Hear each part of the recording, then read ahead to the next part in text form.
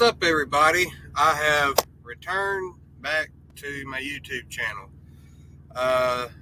Those of y'all who might have been wondering where I was, well, I bought a new phone, and I went from Android to iPhone, and it, with all the authentications of everything that you got to have nowadays to get into email accounts and social media and blah, blah, blah, I pretty much lost a lot of it. So I had to play hell with Google to try and get back into the access of the email account associated with this YouTube channel. And it just recently came back, so I got lucky on that end. So I'm back. Welcome back to my YouTube channel. This is Raw Trucking. I'm your host, Brandon. So yeah, I'm back, and there's a few things that I want to talk to y'all about. I've gone through a few changes, and they're pretty big. But before I get into all that, I don't even remember what my last video was. I think it had something to do with sketchy companies. So pretty much,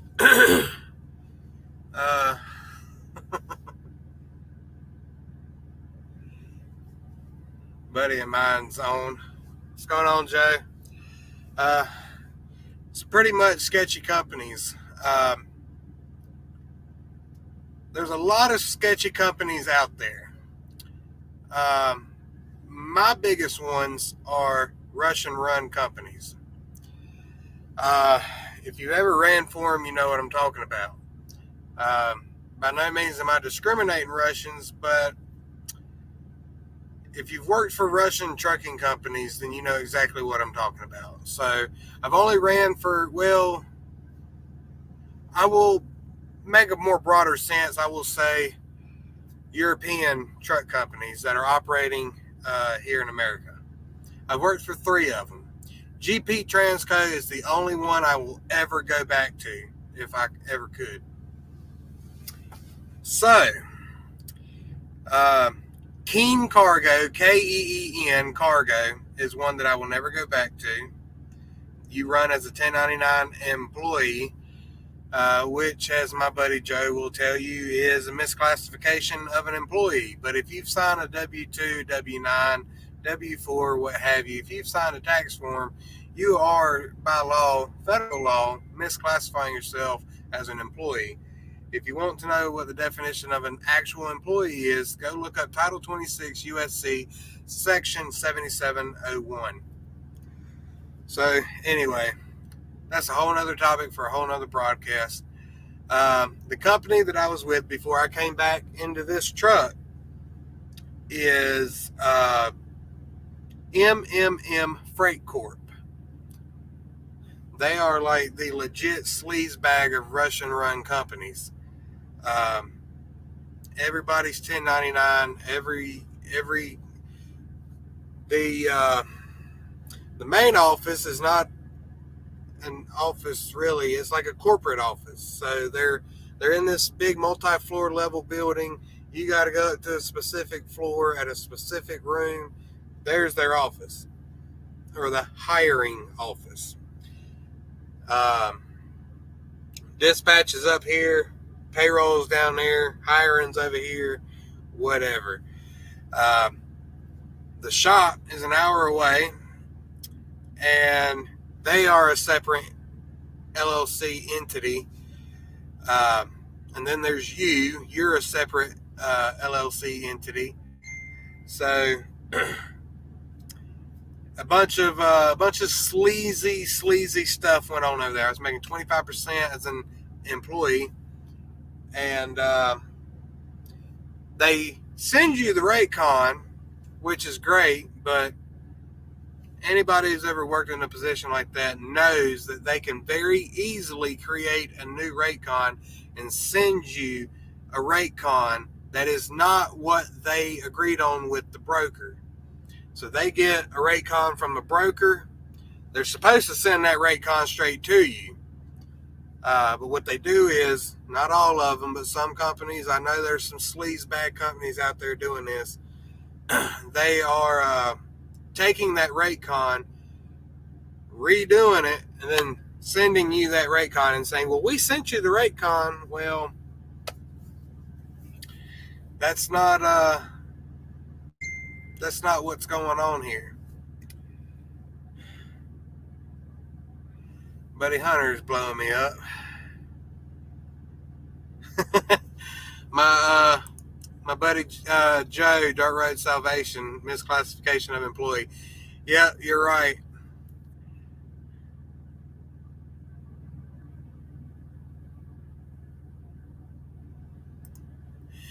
Joe wants to know how I left, I guess, MMM Freight. With MMM Freight, I didn't necessarily leave on good terms. So here's how it breaks down. I don't even remember what had transpired to why I left. But I can say when I left, I thought they were going to fire me. Now, I had already had enough of this company and with what was going on between me and them. I thought they were sending me back to the yard, and I told them that the only reason I'm going to come back to the yard, I know why. It was because I was having problems with dispatch. The dispatcher that I had, we got along fine at the beginning, but we started getting into rocky territory. They were giving me loads that weren't paying worth of crap, and they were keeping me up in the Northeast. So I ended up, Hunter, I don't even know if you're watching this right now, but if you don't stop texting me, I'm going to mute you. Anyway.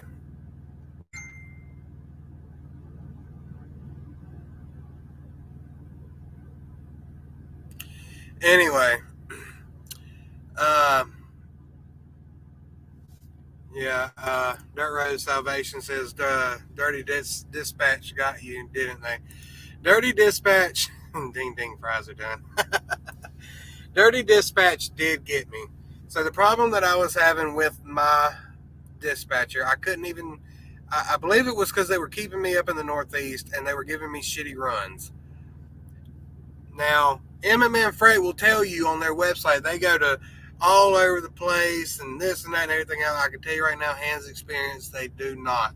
They will keep you in the Northeast, even though another dispatcher told me that the Northeast is dead.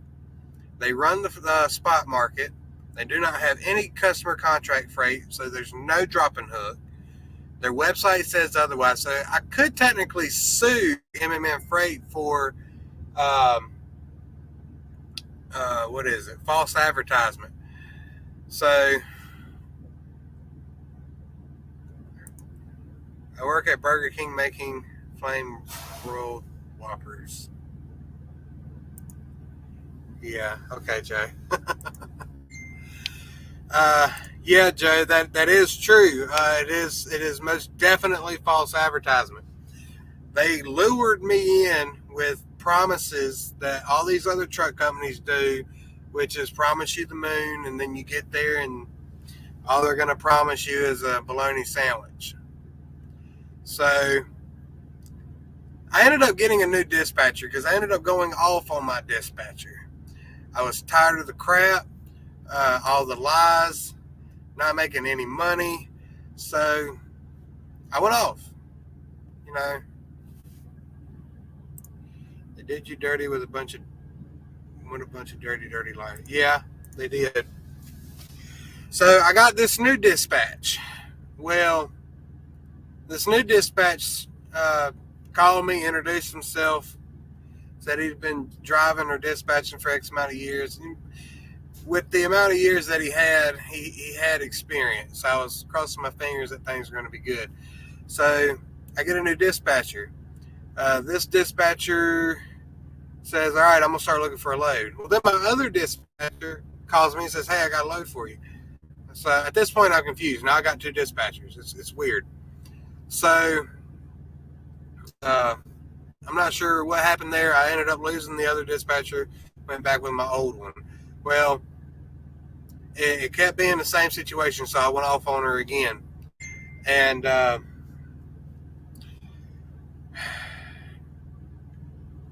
with all of that, excuse me while I take care of something here.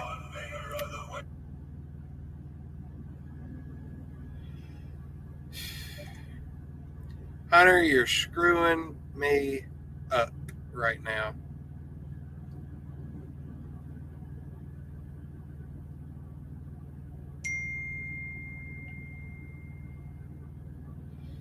I don't even know how to mute, so I'm just going to fix it how I can.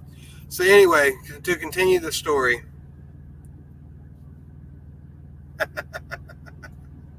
Shut up, Jack.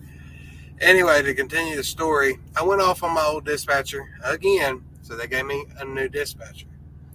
So this new dispatcher, I'm like, all right, fresh slate. Let's get stuff done. Let's make some money. So basically, the same thing was happening with her that was happening with my old dispatcher.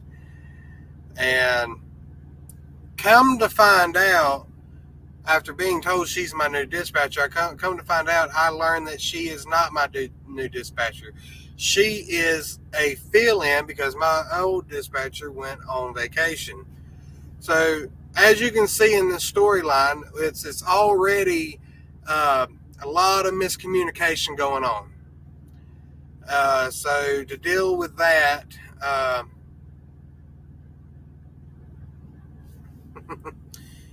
y'all make sure to do what Dirt Road Salvation says. So anyway, to continue that story, with all the problems that I was having, I called up, I don't even remember the guy's name, but apparently everything goes through this guy, and he's not even in operations. He's like the head main dispatch manager or whatever. But everybody goes through it. Danny, his name's Danny.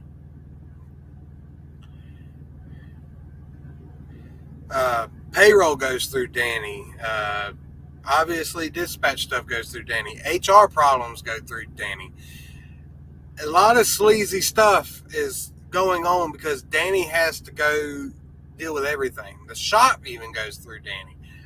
So Danny is like a top guy who has a specific title but is doing everything. So I don't know. Danny calls me up and he's like, "Hey man, what's going on?" I was like, "Dude, I got all these problems with all these dispatchers, and there's all this sleazy shit going on." And he's like, "Well, let's get you back to the terminal, to the shop, so we can go over everything." Now, being like I said in the beginning, the main office is an hour away, and the shop terminal is here. I was thinking in my head, if I'm going to get back to the shop and the office is over here, why am I not going to the office? Why am I going to the shop? And then come to find out, I tell you, he likes it. What's up, I Rhyme with Stick? Glad to see you back on my channel. He likes it raw. I don't like it raw, but it seems to be how a lot of people end up giving it to me. So anyway,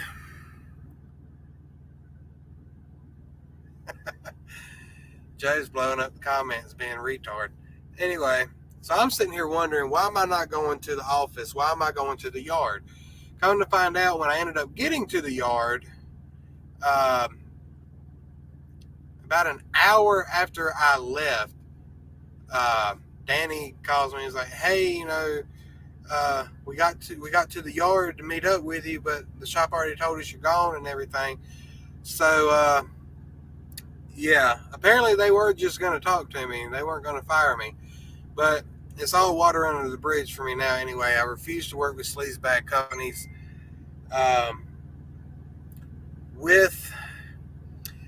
I had told Danny the only way I'm going to come back to the yard and talk to anybody is going to be about how they have illegally made me sign a tax form, and because they weren't really open to conversation during orientation, although I did pick a few minds. But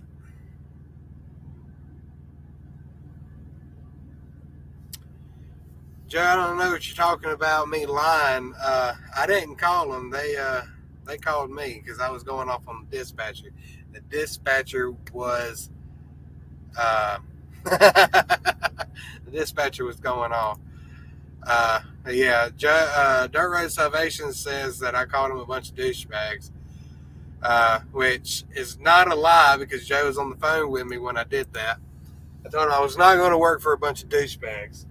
So yeah, with that, they said that they would agree to meet up with me to talk about, the whole tax situation. So the way that it played out, it looked like that really was what was going to be done. So I don't believe that they were going to fire me, but I ended up quitting anyway. It was not worth it. And that on their website, they also tell you that they got X year model available. Mary's Life. Hello, everybody. Hello, Mary's Life. I'm glad that you have joined us here. It's nice to see you. Hope you're enjoying the channel and the conversation today.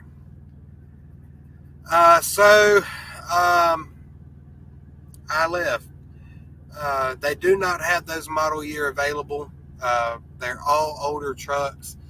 But yeah, what I was going to do with them was go over these two books.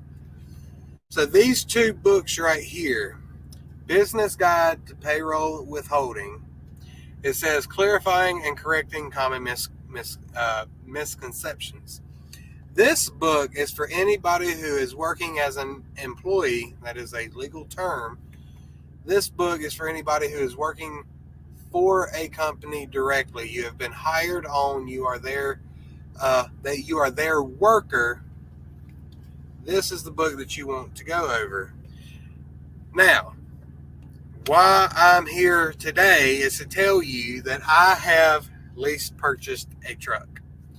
It is a 2-year-long contract with a $27,000 buyout at the end of those 2 years. So if I save up $1,000 a month, I should be able to pay this truck off at the end of that month. Reggie Williams. What's up, Reggie? Glad to see you on, bud. Welcome to the live chat. It's my first live chat, so if anybody didn't know that. So the portion that applies to me is this book, Business Hand Guide for Forms W-9, 1099, and U.S. Person. Clarifying and correcting common misconceptions. So I have entered the independent contractor world. So who have I come to do my lease purchase? Well, I'm going to take my camera and I'm going to show you. USA Truck. That's right, everybody. I have come back to USA Truck. After saying that I wouldn't,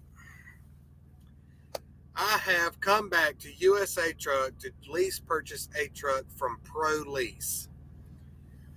Now, if anybody doesn't know, Pro Lease gets all of USA's trash.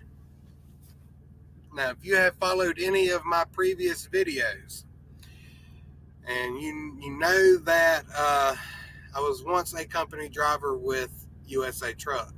I was kind of forced into it because I was waiting on SFI to get me a truck available. I was going to get a brand new Freightliner Cascadia. bunch of COVID crap, part shortage, chip shortage, anything and everything was happening to me. So I'd probably be picking that truck up right about now. So Dirt Road Salvation and, well, really Dirt Road Salvation convinced me to give ProLease a call and see if there were any trucks available. I had to, Jerry Giggs, what's the real reason you left GP?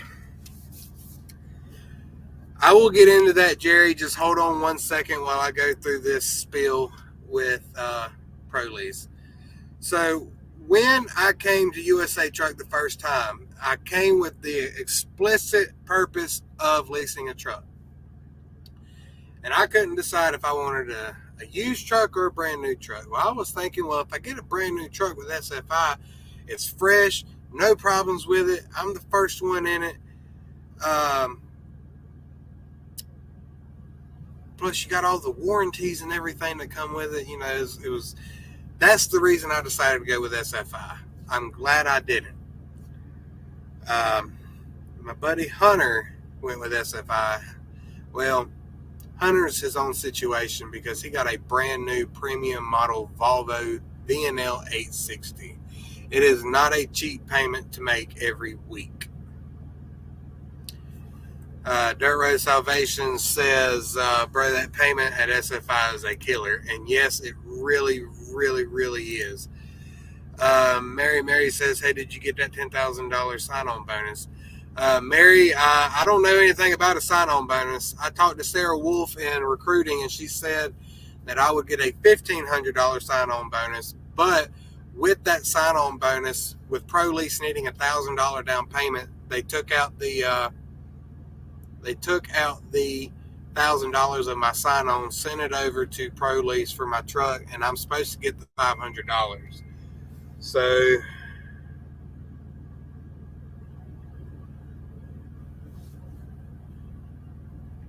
looks like we might have us a guest coming on. So yeah, $500 is Dirt Road Salvation is $10K. Sign on is only free if you bring on your own truck. Okay, so that's correct. But I should still be getting that $500. So with that, the problem that I had with ProLease in the beginning, I didn't even know that I had. So I called up Charlie over at ProLease, and I asked him, you know, am I still on this waiting list? Because I did fill out an application for him. I later decided to go with SFI. So I called up Charlie and asked him about it, and he said, well, your application, the old one that I put in, said that I either had a bankruptcy or I had back child support. Now, I do have a son, but my son is a stepson. So I don't have any of my own biological kids. I wouldn't even know how to file for bankruptcy. So somehow it got put on there that I had one or the other, and I got denied. After talking with Charlie and finding out that none of that was actually a problem for me,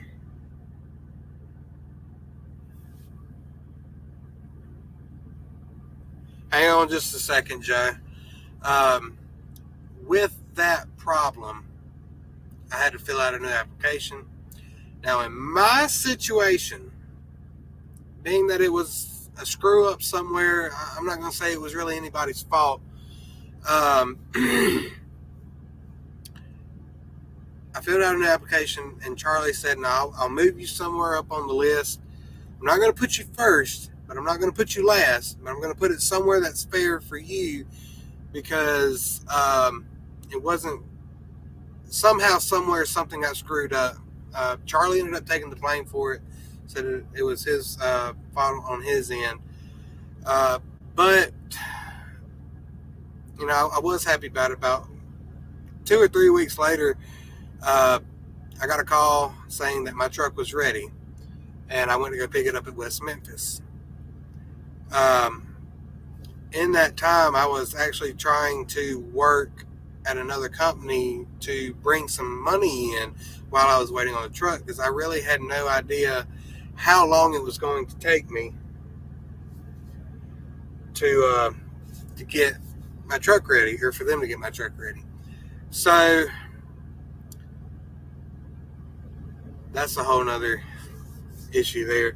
That's where this book comes in. But that's a whole nother story. But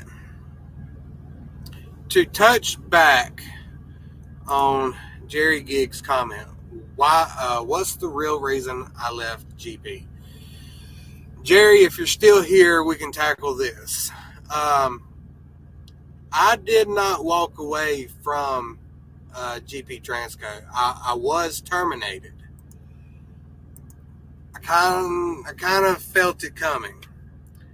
So what happened was, I love GP Transco. GP Transco is a top-notch trucking company. Even though a lot of them are European-based that work there, they speak good, plain, clear English. Their trucks are top-notch. I made a video. If you go look at my previous videos, I did make a video touring the facility. I don't have a bad word to say about GP Transco to this day. They were great. I made really good money over there. Their dispatchers, or at least mine, I don't even remember who my dispatcher was, but he was on top of everything. It was really, really, really good over there. They do have owner-operator positions over there for anybody that wants to sign on. I don't know a lot about that side, though. So do some research. If that's anything that you want to do your research on it. Don't make any hasty decisions just because I say the company side is good. I don't know anything about the owner-operator side. So what happened was, I was in Atlanta. Anybody that's driven through Atlanta knows exactly what I'm talking about. The worst time to be there.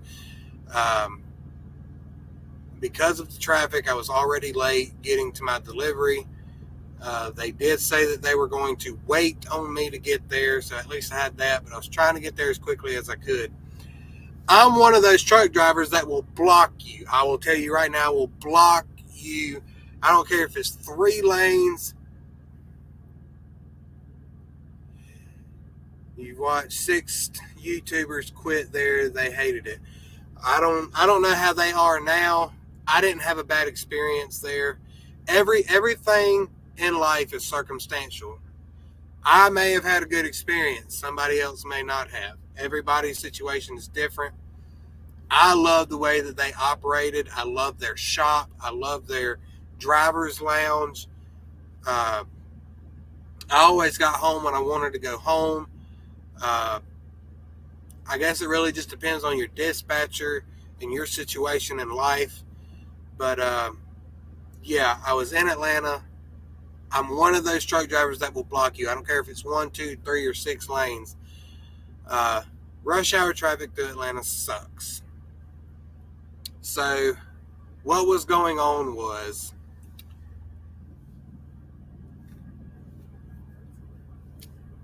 Jerry Griggs say they couldn't make any money always sitting.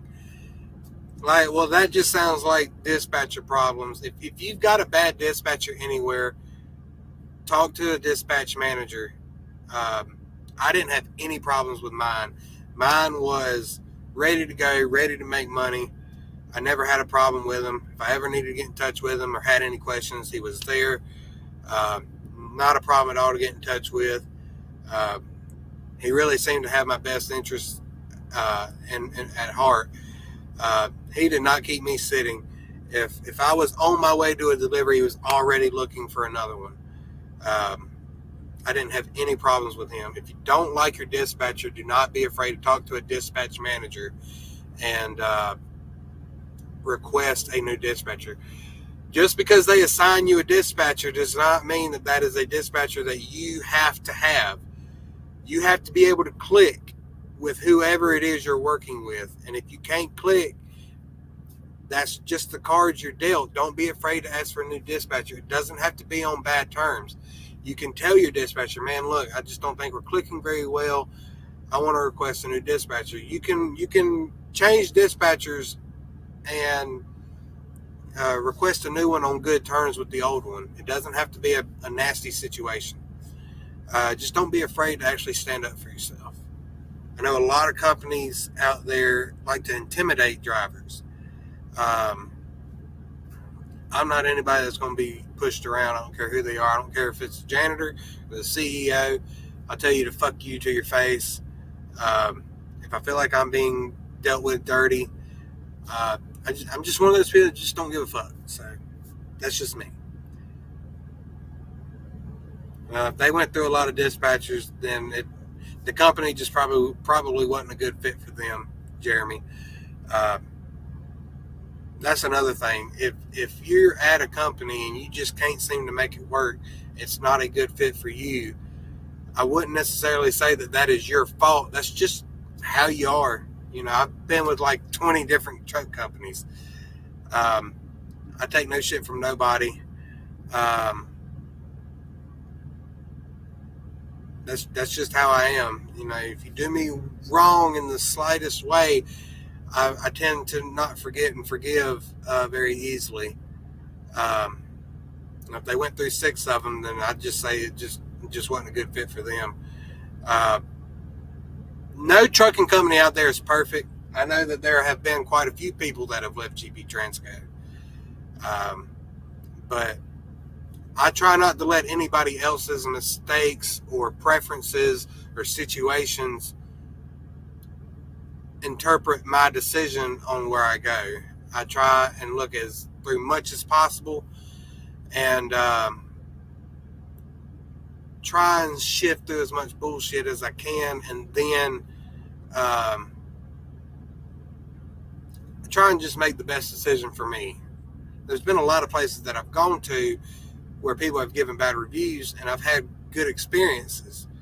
But like I said, everything is circumstantial.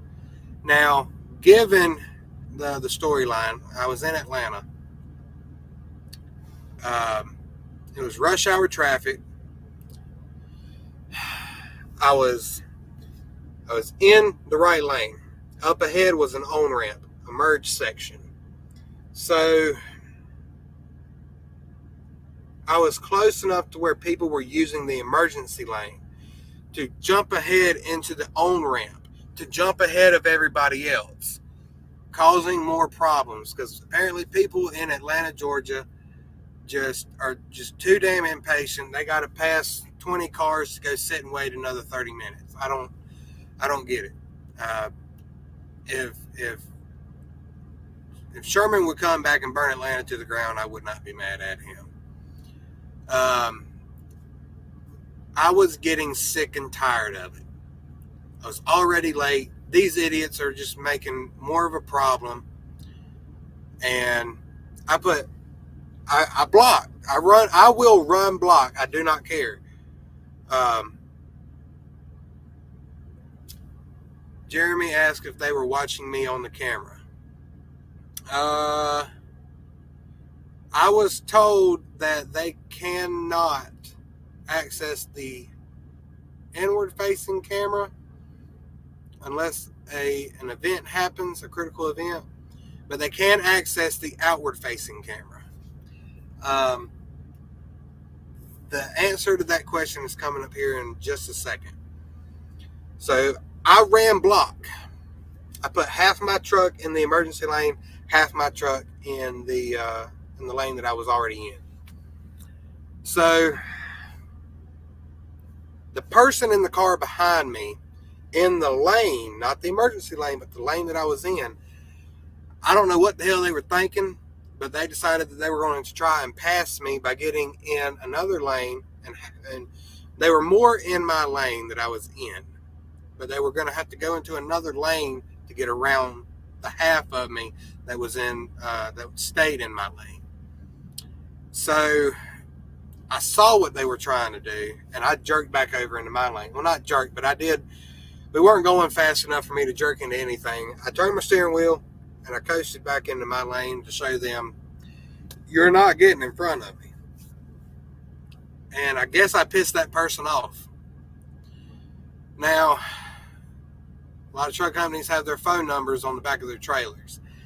This would be the second time that somebody called in on me. I don't even remember what the first time was.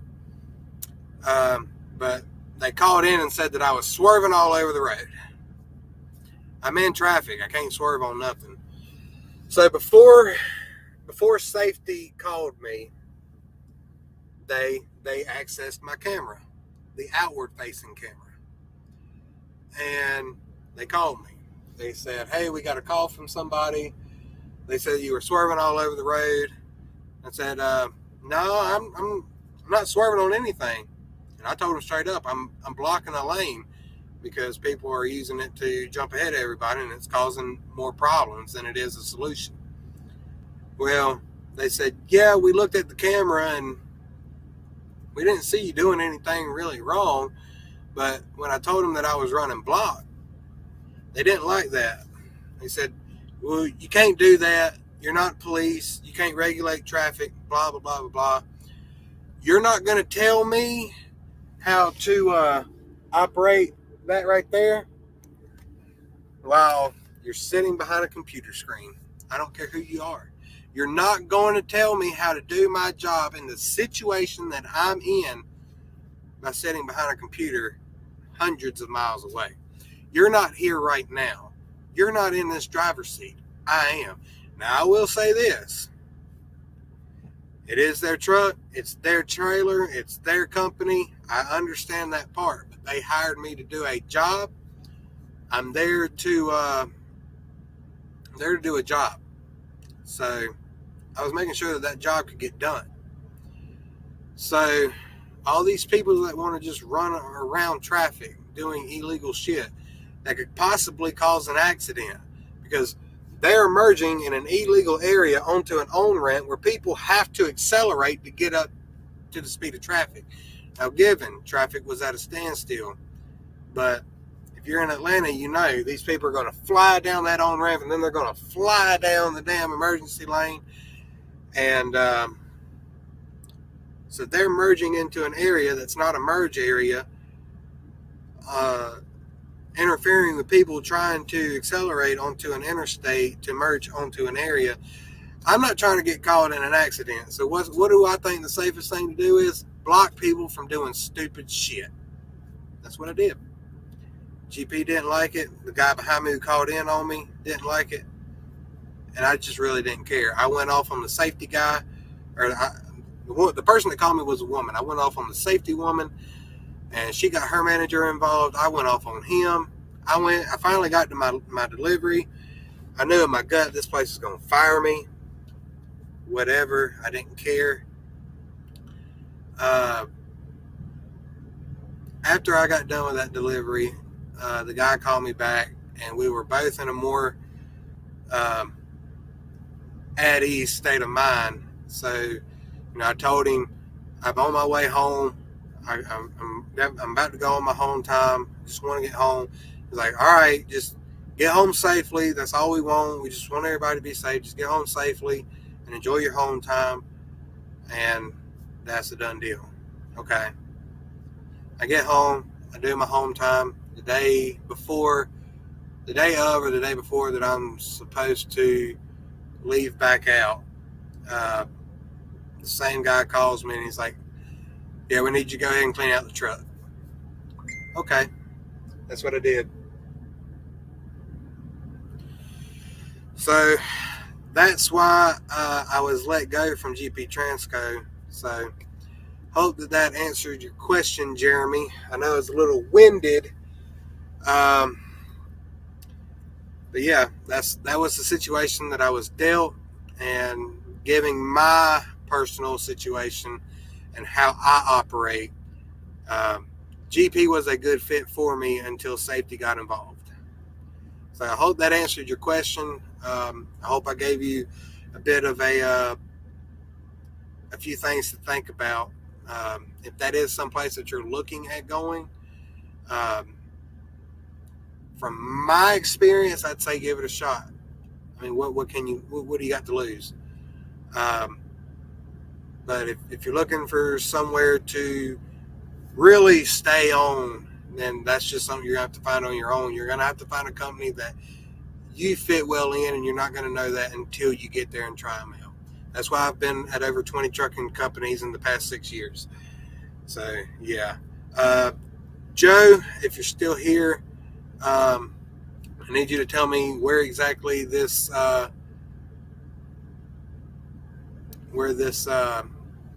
link is that I need to send you.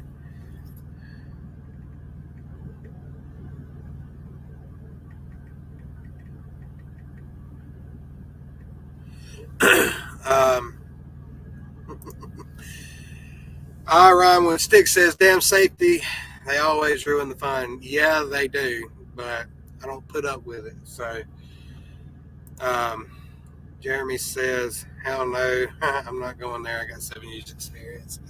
That's okay, Jeremy. If you don't go, I don't blame you. Like I said, I knew quite a few people who had left there. Well, I didn't know them, but I knew a lot of stories of people who left there having, a lot of the same problems that you talked about. I'm lucky that I didn't have that experience. My problem was with safety, not dispatch or anything like that. So,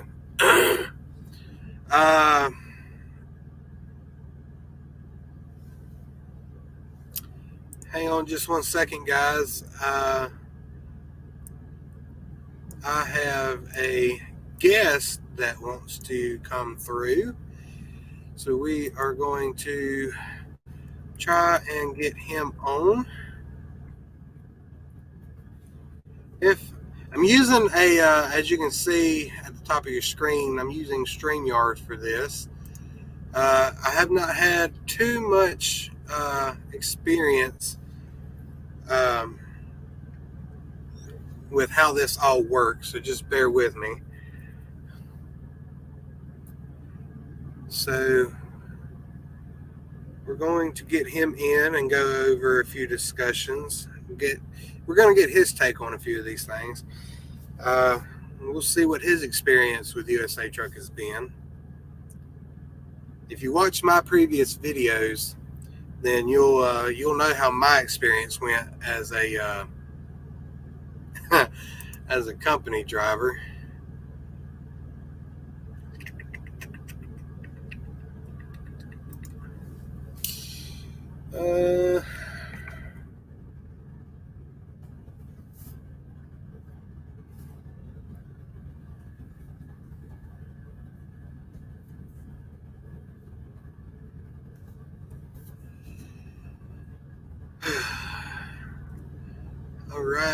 All right. Joe, you check your email, you thing, you.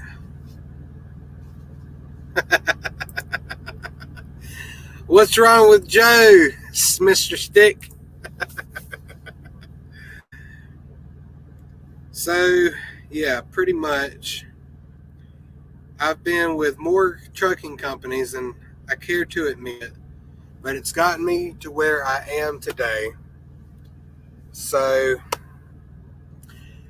I can't be too upset about it. Not very proud of it, but my climb to get to the top is a stressful one. But I'm here.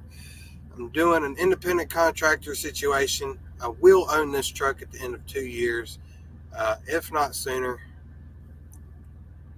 I run with Stick says completely different animal between company and IC. You are absolutely correct. I run with Stick. I believe you said that you are a owner operator as well. We need to get you on here one day and see how your situation is going. Now, for anybody that didn't know, I have already gotten my authority, my UCR, MC, DOT numbers. My LLC's all set up. I've got everything I need to be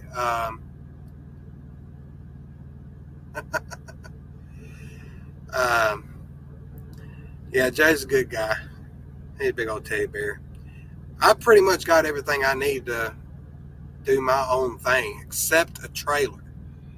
Now that I'm contractually agreed to be in this truck with ProLease, I pretty much could say, hey, ProLease, here's the money that I need to switch to a different company and put it on my own company and do my own thing. I could do that. But in this market, it's not a very good idea to do. Plus, I'd have to go lease a trailer, and that's just a lot more money going out than I'm able to just bring in right now.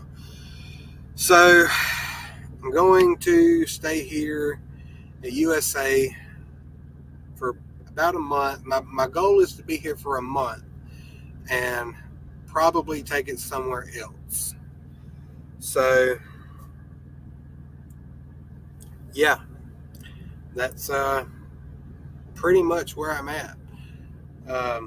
Me and Joe are in the same situation with the truck, who we're leasing it from. Hell, we're all the way down to the same year, make, model, and accessories between our trucks. I got an APU on my truck. I was really happy that ProLease told me that they had a 2017 KW T680 because it had an APU on it.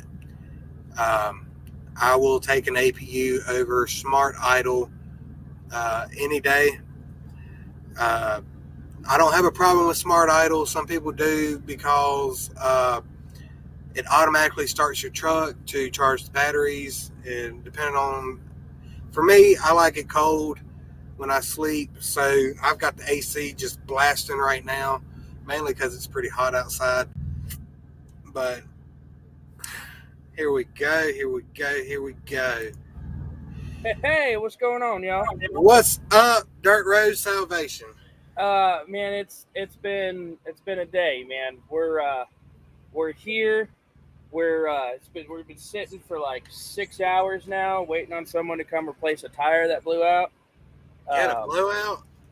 Yeah, I just had a set of I had 2 recaps put on in March, and they were apparently not the highest quality caps because the minute it got hot, man, they boom, they went out. Man, I feel like I'm a little crooked here. Was it on the? Oh, hold on. Was it on the truck trailer? It was on the truck. So. Oh, so it was something that you had put on there. Oh no.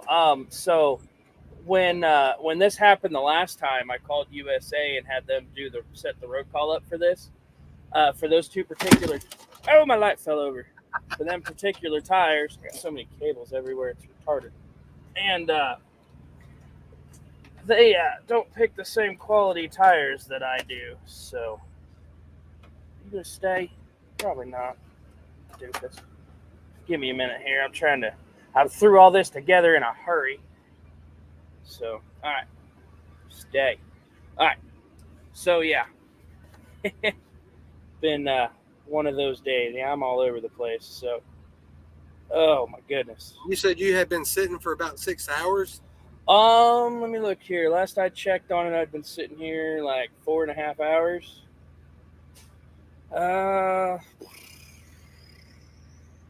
Let's see. And they just sent me a text saying it's going to be another 90 to 120 minutes.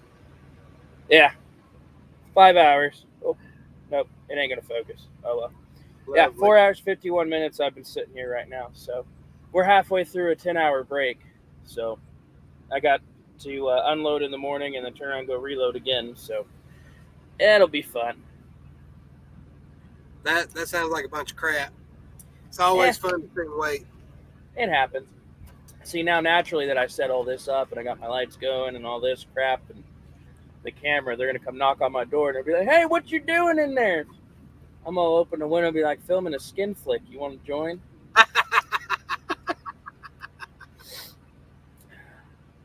But anyway, so what else been going on? I missed quite a bit while I was in the process of getting this whole thing set up here.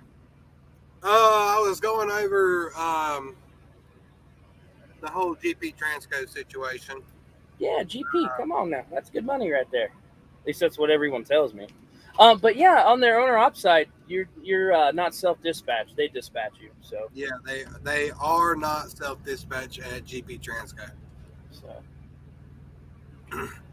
I yeah. Rhyme with Stick says that is the worst part of the IC side. I agree. Their quality of things that they buy versus the quality stuff I buy. Like I run recaps, but I run the top tier, first round virgin cap that has just been capped for the first time, and I get mine through a local guy who sends my old casings in from my virgin drives and cases them through Bandag, which is the ones that I run, and they've been on the same amount of time and they haven't worn at all. And I've got one that the sidewall blew out of it, so Lovely. no fun at all there. And this is so different not being the host on my side. It's kind of nice. I ain't got to play with nothing. It's great. Yeah. One of these days when we're able to catch back up in person, you're going to have to show me how all the little tricks of this stuff is. But it's not too bad. StreamYard's really simple. I like it. It's super easy. So I pretty much like it. Yeah. So being that we're in the same situation, we're both here at USA Truck. We both went through ProLease. All right. We got the same truck pretty much. What has been your experience coming on a truck with ProLease? So on my side of things, I'm going on my second year here now. So I've only got I'm halfway through my lease. I got a year and a half left on my truck. So when I got mine, same model year yours was, but I did mine a year earlier. So mine's a 3-year lease instead of a 2-year on mine. It's been a good experience. It's been a great learning curve. So I can't complain a whole lot. Like the things that I would mark as derogatory, they're not like deal breakers. Last year was a really good year. I came in when things were super high and super hot. So I did much better last year than I'm doing this year since the freight volume has dropped and they've hired on more ICs and the rates have dropped and the fuels went up. So I've had to learn quite a bit, learning how to run in the down market. So I can't say that everything that's going on is all on USA because it could just be the market in general. But it's been a roller coaster. I've had good times. I've had bad times. Gotten along with some people, not gotten along with others. I've gotten, the usual tiffs and arguments. Just silly stuff, catching people. Caught somebody in a lie about 2 times. That's pretty good though for almost 2 years, only catching somebody in a lie twice. But yeah, you're only getting a lie a year. Yeah, except they were both in the same year. So I haven't had any this year though. But they're not.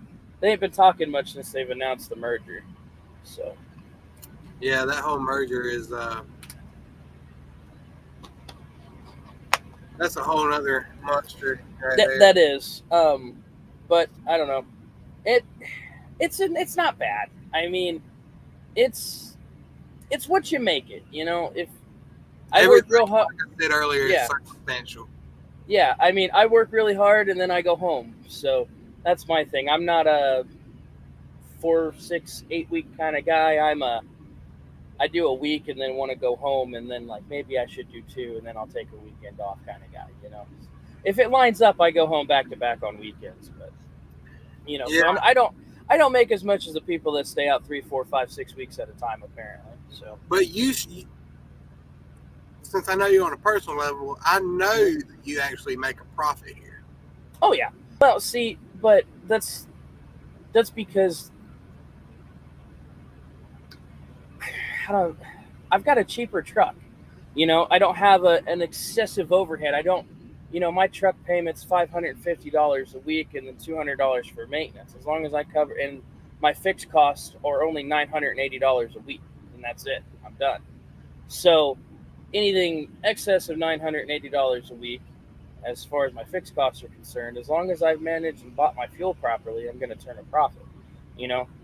it's all about knowing your costs and making sure that you book enough freight to stay above what you got to what you have to pay in your fixed costs, as well as when fuel's high, you want to book loads that have a really good fuel surcharge, so that way the fuel surcharge is paying for your fuel. I legitimately, since fuel's been above $5 a gallon, I haven't paid $1 in fuel because of the fuel surcharges I've been running. I mean, there's a couple of them where the fuel surcharge ain't so good, so I'll have to come out of pocket a couple $100. But since the price of fuels went up, the fuel surcharge has covered about 80% of all of my fuel. That's good, and that's another reason why I was glad they had this truck available. Mm-hmm. Like,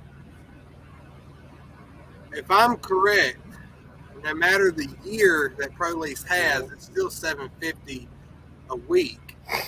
But it depends. Hold on here. Jeremy Griggs down here, I believe that's how you pronounce it. He says, never go lease. You have no control over your business. Well, the type of lease that we're in here, Jeremy, is not your traditional Prime Inc., PAM Transport, U.S. Express lease. We have our trucks leased through a third-party carrier. USA Truck does not have their hands in my truck whatsoever, or Raw Dog's truck whatsoever at all. We're all of our trucks are independent of our carrier. You watch your mouth, mister. You're a towel. You're a towel. So if we could take our trucks elsewhere. We're not, the company doesn't have anything to do with our trucks. Yeah, so USA does not touch mine or Dirt Road Salvation's truck whatsoever. They can't tell me what I can or cannot do with this truck. Now, ProLease, on the other hand, it technically is still their truck till I pay it off. But like these cabinets and stuff in here, my plan for this truck is to take these cabinets out. Show my cabinets. I can put cabinets out in my truck. I can put cabinets in this truck. I just can't damage the truck to a certain degree. And I have to keep these cabinets just in case I ever decide to turn the truck back in. The lease doesn't work out. I take these cabinets, put them back in, and turn the truck back in. It's all still their stuff. Mm-hmm. I can do what I want to with it to a degree. But yeah. Yeah, Joe's going to have to watch his potty. It's all right there. I rhyme with stick. I love you too, buddy. Here, I'll blow you a kiss. That's for you, big guy. Yeah, we love everybody. But yeah, we're trying to build a nice, tight-knit community where people can come together and share information. Not none of this other craziness that everyone's getting involved in. Where he's truck driving. Yeah, exactly. Everybody else is all the he said, she said, this, that, and the other. And I don't care who you are, red, yellow, white, black. Whatever your preference is or anything like that, I don't care. We're all people. I draw the line at a dolphin. I mean, they're smarter than me. Well, I mean, you only got to be 2% smarter than what you're working with, and that's not a big margin. So I think you might need some help on that one. Oh, hey, look, New Hampshire lone wolf's in here. No, we're not talking about the turtles today. No, we're not having that conversation. Just let it die. Welcome to the It's something I can't allow to get out. I don't need them finding me anymore. I don't need to wake up one day and see a sea of Ninja Turtles outside my freaking door.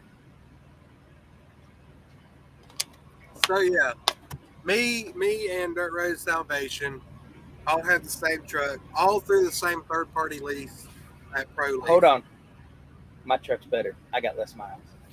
And I've been in it longer. And I do all the maintenance myself. I'm working on it. I just got to get back home to all my tools. I got 480,340.9 miles on mine, and I picked it up with 350,000. Yeah, see, that's where I felt like I kind of got a little screwed because my truck had screens off. My truck had over 500,000 miles on it when I picked it up. Mm-hmm. Hunter says that his is better because he got a brand new Volvo. I will not argue that statement there, Hunter. But wait, did he say Volvo or Volva? Because there's not much difference. I don't know. I've heard the older trucker generation call it Volva. I mean, But that is expressly the reason why one takes you to work, one gives you a good time. That's quite a big difference. I had an ice cream cake. Looked like it's semi from my birthday. Jeremy, that is awesome. Jeremy says, Was it chocolate or vanilla, or both? Or was it strawberry? That's pretty cool. I Because might go that. depending on the flavor, I think me and you need to be friends, buddy. As you can tell, I'm a connoisseur of the finer things in life. Hey, you ain't alone, buddy. But yeah, that's why I went with this truck, because $750 a week truck payment, lower maintenance costs, or at least lower payment into the maintenance, and the 2-year contract. And even though yours is 3, mine's 2. Does yours have a buyout? I'm gonna have to go back and look through my contract. I didn't particularly care. Like I want to say that mine probably does. That's something I should probably keep a handle on. I didn't really care. I'm just trying to use the equipment, cycle it through, and make it work, and write that off on my taxes. Having that continual essence of truck payment or lease payment, it helps out my taxes quite a bit, and I get to offset some of that depreciation like people who keep their truck do. Whereas if you buy your truck out and you buy it, you can only depreciate it, I think, for 3 years. Whereas as long as I'm paying for the truck or leasing the truck, I can write off the tax, or I can write the payment off on my taxes the whole time. So it helps with my tax situation. It just all depends on what you want to do. So when this one's done, I'm probably going to turn it back in and get another one.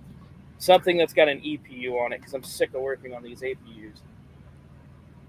I really like the EPU. That's what GP Transco had. They had EPUs, and it was awesome. But it sounds like you need to get this book right here, Jack. Yes.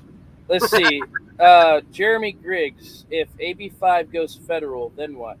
Well, if AB5 goes federal, I guess I'm getting my own authority, because I'm not going back to either that, or I'll go back to turning wrenches. I ain't working for I'm not going to be a company driver anymore. I just don't have that in me. I'm too headstrong, and I just don't like being told what to do. I don't play nice with authority. I try. They just don't like me. I get in trouble a lot. Now, anybody that's not on Dirt Road Salvation YouTube channel, go over to his channel. Me and him also did a live that talks strictly about this subject right here. If it goes federal, I'm hoping that a lot of states nullify it, for one, just like they did with marijuana and a lot of other things.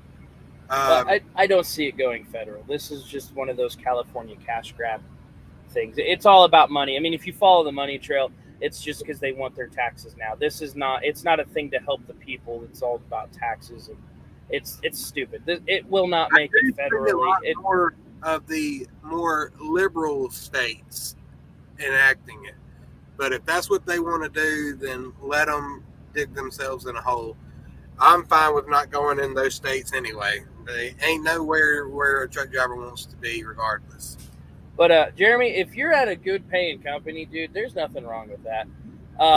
There's no reason.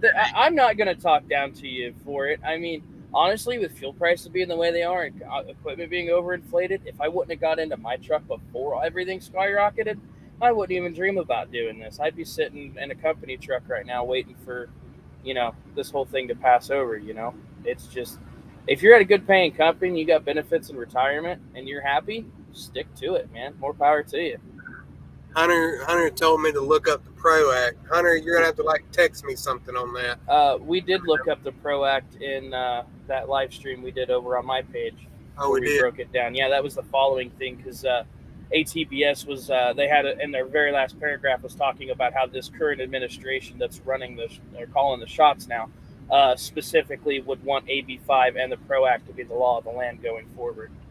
As far as the specifics on the PRO Act, I'm not fluent with that at this point in time, but we kind of took a dive into it the other night. Well, that makes sense, I guess. If I I had my own authority, I would cheat so much on logs I would end up in Man, prison. on it, you can't cheat logs anymore. These ELDs are You pretty really smart. can't. You I really mean, I'm kind of a guru magic wizard when it comes to those things. I can make a lot of stuff happen, but there's not really much cheat in those things. They're pretty smart. Now, the only way that you could really cheat on it with your own authority Right. would be like all the other trucking companies do when they cheat. Mm-hmm. And if it's your e-log and you have access to all the background shit. Well, if you get caught though, you're in trouble. But Miss Mary, Freight Court did that to me all the time. yeah, I put those in myself. They got a little remote. You can red, green, blue, white.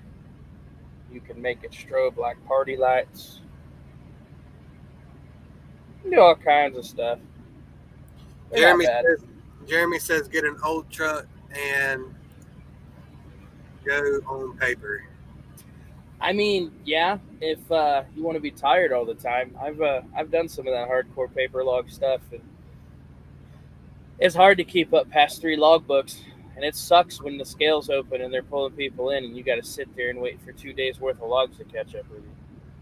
We don't do that anymore. I'm not against that, but the mental capacity to be able to do that, to keep up with 3 days worth of logbooks and 2 logbooks on top of that, sometimes 3, is beyond me. I'm not into that life. But I'm also one of those guys. I want to go to Fitzgerald and get, an old motor put in a new truck and just run paper anyway. I mean, glider kits aren't going to be around much longer anyway. That's kind of a thing that's going to be a relic of the past, which sucks. Because I used to work for a place where we'd bring in, rolling Western Stars, and we'd put all our own stuff in them. We'd get them as glider kits and build them from the ground up. But, man, if that place had benefits, I probably would have never left that job. Jeremy says they only go back 8 days, cheat like hell. Yeah. I like the way Jeremy Griggs is. I mean, I can't say that I disagree with him, but I'm not paid by the mile, so it doesn't do me any good to cheat my logs. Right. And as far as I'll tell you a funny story. If I'm tired, I'm taking a nap, and I don't care what you say. I'm stopping to get that cheeseburger. Yeah. I'll tell you. I know you are too, there, Mr. Hamburglar. I was actually thinking about ordering me a hamburger. Baconator. Ugh. What's wrong with a Baconator? It's not my Baconator. Look at you. I'm actually going to do that right now. I'm hungry. I haven't ate nothing all day. Look at you go. So. Look at me. But yeah, I'm going to tell you this story real quick. Story time. I don't even remember who I was driving for, but I had to do a paper log because my e-log had malfunctioned. So when I did it, I messed up on something, and I had to tear that sheet out and redo it. So when I did that,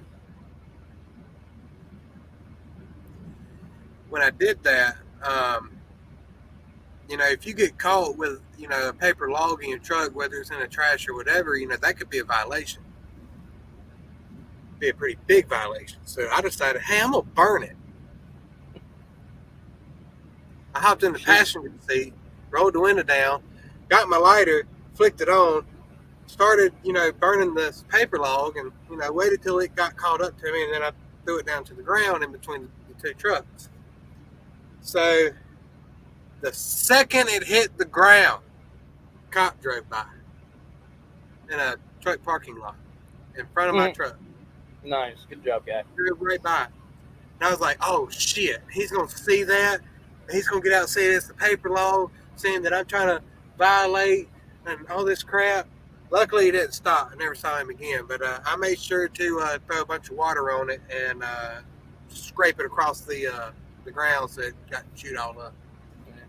So you want to talk about, Jeremy's talking down here about being on paper. and because their people net crashed and ran 13 in one day. Man, I remember when the COVID first hit. I was working at a reefer company, and we were exempt because we were hauling essential products, food, cleaning supplies, you name it. I mean, we were running it all, and there was no exemption. Obviously we were running under the exemption, but there was no logbook, so we just took all that and threw it out the window, poured some gasoline on it, and lit a match and took off.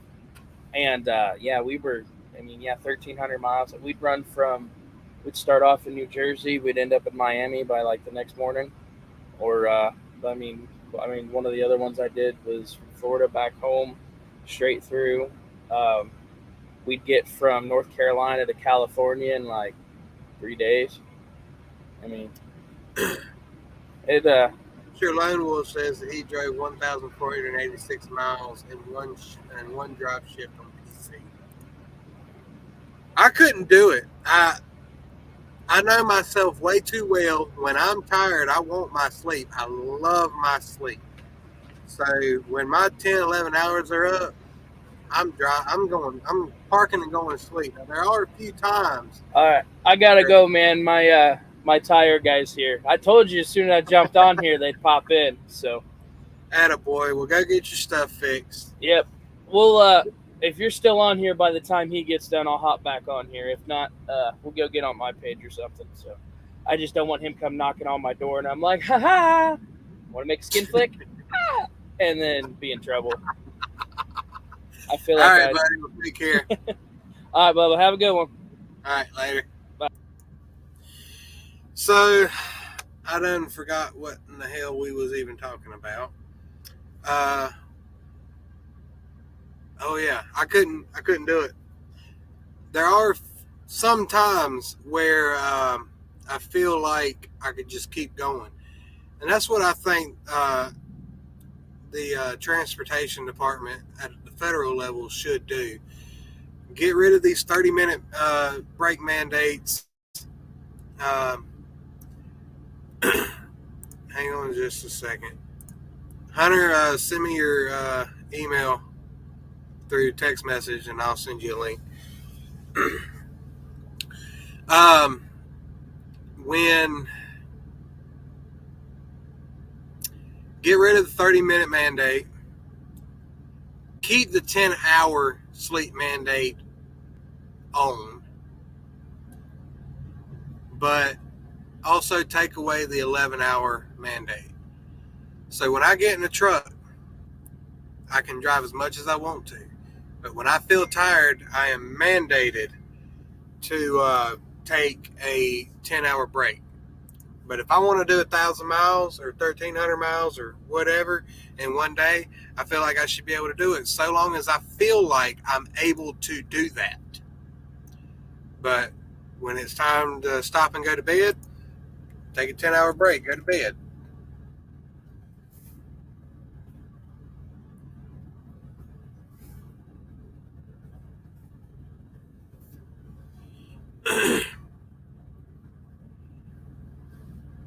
All right, Hunter, it's coming through. Let me know if you get it. Or I guess I'll see you pop up here anyway. So that's what I think I should do. Get rid of all this other crap. You know, let a driver run. But that's me. That's my opinion. Will it ever happen? Probably not. Not unless, truck drivers are willing to actually take a stand for their industry. It's our industry. It's not USA's industries or anybody. It's our industry. We're the ones out here doing it. So that's pretty much my take on that situation. I need to look and see where this Uber is. All right. But yeah, so get back to the main thing. I'm back at USA Truck, but I do not plan on staying at USA Truck. Buddy of mine that's getting ready to come on, we'll talk to him about where he's going to be going. Now it's starting to get a little cold in here. Hunter, give me a thumbs up if you're ready. All right, and we're going to bring in our guest. New Hampshire Lone Wolf thinks he's cute and funny. Well, somebody's got to think I'm cute and funny. Well, You don't. Jeez. well, whatever. Let's see what I Rhyme with Stick has to say here. I think they should keep it the way it is and give us so many hours a week we can go over. Well, that kind of makes sense. I Rhyme with Stick. I wouldn't be opposed to that, but they probably only give us the the emergency exemption? Which is like, Once what, a week. 2 hours? Yeah. They would probably make that available for us to do in a non-emergency situation, like once or twice a week. That's how I would see it going down. Hey, Brandon, I'm at one of your favorite places. I'm at that Chewy place you ran out of fuel at. Yeah, for those of y'all that don't know, when I was at USA Truck and I was forced to be a company driver, I followed their fuel route, and I ran out of fuel through the mountains. It wasn't enough, and I made it. How far? What are you at Chewy or are you at Love's? I'm at the Chewy, but you were like 16 miles away when you ran out of fuel. Yeah, I was close enough to be pissed off. You were behind me, and I'm looking for you. I'm like, what the hell happens? I call you, and you're like, I ran out of fuel. Yeah, me and Mr. New Hampshire Lone Wolf over there were running convoy. We met up at the Tamarack in West Virginia, and we were going to the same place. So we decided I followed him down there and ended up running out of fuel. I guess it's a good thing you took lead. You'd probably been, what in the hell's going on here? Pretty much. So, being that we're talking about lease and everything else, you and I met, how long ago was that? Almost a year ago? Yeah, almost in September. Yeah, so September orientation at USA Truck is when we met. And how long have you been in your lease? I've been in mine for about almost 3 months now. 3.5 months. Now, you're the one that I was talking about who got the brand new Volvo VNL 860. And we've got your best friend here, too. Oh, yeah, puppy. There's a Fenrir. Fenrir, how you doing, Fenrir? He's like, what in the hell is that? I Rhyme with Stick says first mistake following their routing. Yeah. Unfortunately, he didn't have a choice at the time. Yeah, I didn't really have much of a choice. I was company, so I pretty much had to do whatever they wanted. But how do you like your truck, and who did you get your truck from? Me? Yeah. I got my truck through SFI. I love this truck. And what is your payment every week? My payment is like $1,100 a week, but I pay extra, so I bumped it up to about $1,550 a week in extra payments. And how much is your lease for? $177,100. No, I meant like how long is your lease? 3 years. There's Is a there a $56,000 payout at the end. Oh, wow. But with my extra payments and stuff, I'll have that paid off. So you're looking for a straight 3-year lease and then clean slate done. Yep, pay it off and then save up the money that I would have been paying to buy a house. That's a smart way of going about it. Yes, Fenrir, you've become famous. Congratulations. I need to meet up again so I can see my furry buddy. I'll give him to you for a week. I bet you would. And then my wife would kill me with all the pet hair that he leaves. You're going to get him back shaven. As long as you don't mess up that undercoat, we're good. I'll take him to a vet, have them do it. But yeah, Is that gray that I see mixed in with that red up here? It's not gray. It's actually like white or like a very, very light blonde. It's always come in that way, and plus the sun's hitting it, so it kind of makes it look. I mean, what you see is gray on me. Yeah, I've always called this little area right here my purity patch. It's the last part of my body that's pure. And my butthole. Joe that, he'll fix that for you. My butthole's pure too. Don't you worry, Joe will fix both of those for you.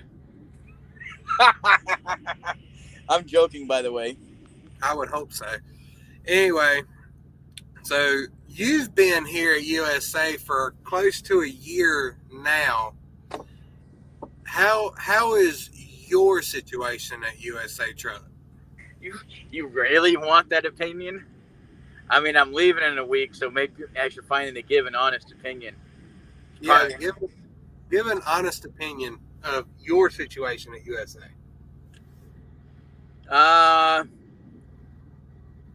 In about 3 months, I've made 4 positive paychecks. Damn. Are you going into the hole at all, or are you just? Oh yeah, I went into the hole and I clawed my way out with one account, but I've still got 3 others that are in the hole. That's rough. Every time I'd ask them for help, they'd say, "Oh yeah, we'll help you out." Are you having to take advances out? Oh yeah, I take my $100 advance every week, and then if I'm really screwed, I take another advance every Friday. I don't know if I could be doing all that. That's one reason why I'm glad that SFI didn't come through for me. But in the future, I might end up. Go with the thing to remember is, and something I've learned here at USA, painfully. So USA, you can make it here at USA when you've got a payment like what you and Joe have, but when you've got a payment like what I have, which is a grand total of $1,550 a week, you cannot make that here at USA. Pay for your fuel, pay for their, normal deductions that they take out, and then make a profit.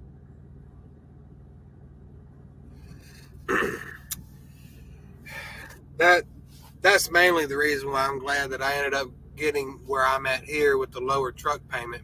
But I want to do the same thing that you're doing and bump those payments up. So if I'm paying $750 a week, why not try and do $1,000 a week, and stuff like that to try and get this payment down or paid off as quickly as possible.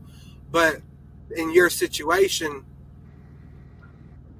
and given the fuel's going up, freight's going down, it's so much harder to make money. And I've been looking at this load board. Those of you that don't know, USA has a company and IC load board. So if you're company, you get to go wherever you want to do, plan your own route. If you're IC, you get to look at the load board, plan your own route. You don't have a dispatcher here.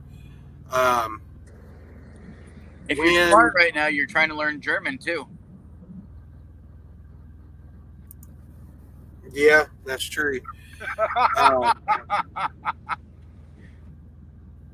I'm going to get you in a lot of trouble. I'm sorry. With my situation, I'm new to the IC load board, but I'm familiar with how the company load board works. So there's a very... Do what? But you barely ever used it. You're always in the shop. That is true. That is true. As a company driver, I spent more time in the shop than I did anywhere else. So, but I still have a good basic understanding of how it works and how it all works.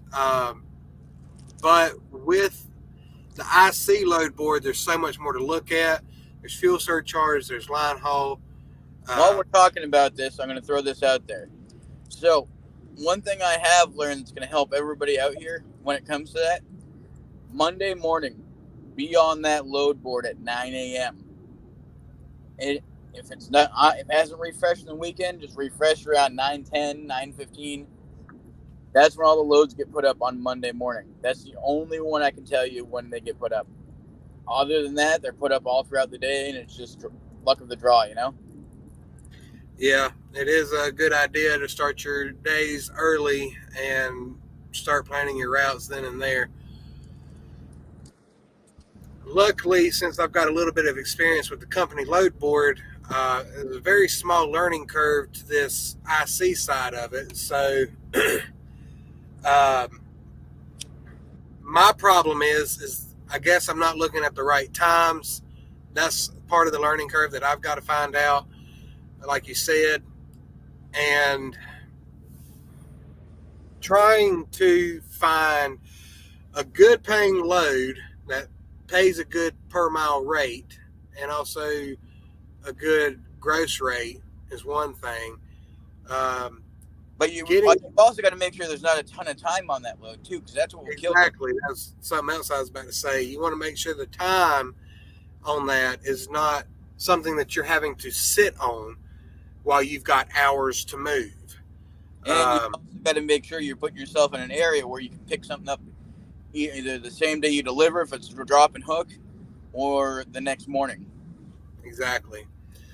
So when you go IC, independent contractor, you know, everything is on your shoulders. It's how you run your business and such, and you know, stuff like that. I'm gonna do the same thing you're doing. I knew that this was gonna do that to you. That's why I did it. Yeah, I'm definitely I would have started. Do what? If you'd have done this to me, I would have ended up starting smoking too. I know.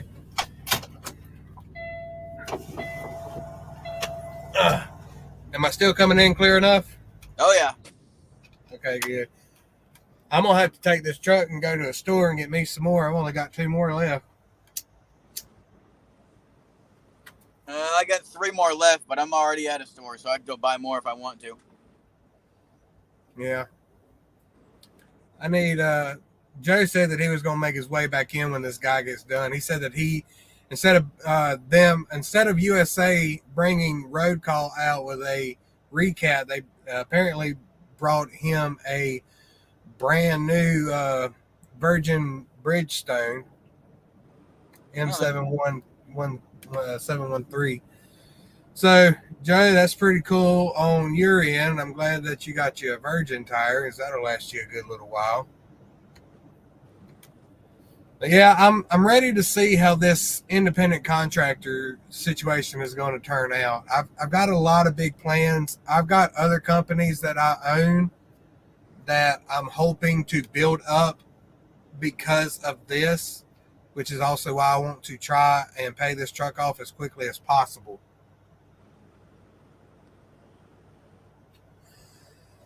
But I also want to build up a legit trucking company. I want to have at least 20 trucks. And I will pay my company, and I will allow owner-operators to come on, and I'm going to pay them all. I want to have the best paying truck company in the industry. Because I'm not out here. Before we get too far, I want to say this. I'm not necessarily bashing USA Truck. They are good people. I just think that they haven't moved up to the point where you can afford to bring on an expensive truck and have an expensive payment. I'll say that. I rhyme with Stick wants to know where I'm currently. Where's my 20?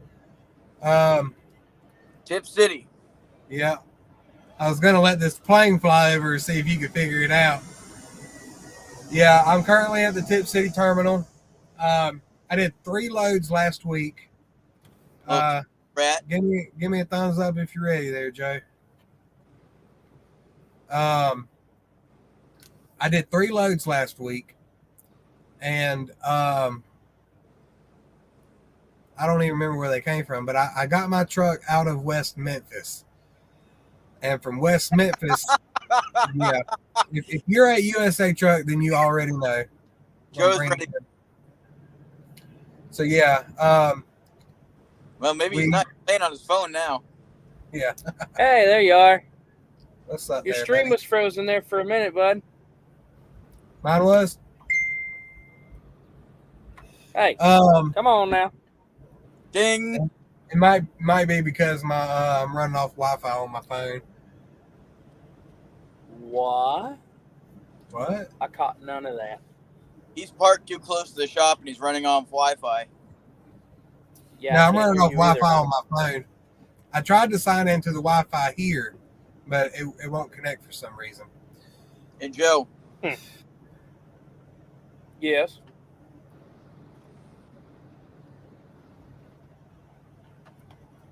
Am I the?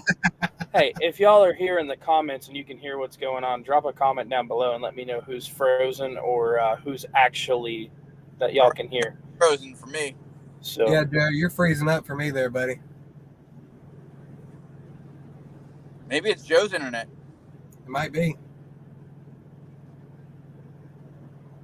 He's having too much fun playing with the tire guy. man, y'all are. Oh, there he goes. So until he's ready to go, we'll just go back to us. So yeah, last week when I got my truck picked up and ready to go, he's back. He's back now. Are you good to go now? Dude, it threw me out. I don't know why. Everything's been fine on my end. You and your weird. Y'all were all frozen and glitched up. You're the one freezing for me, bud. Same here. Huh. Must be a But yeah. StreamYard problem. It might be. You and that weird phone service you got that we all three of us pretty much have, but Joe seems to have issues with his. I'm not on my phone, so I'm Joe, on my hotspot. You'll know more about this with me than Hunter will.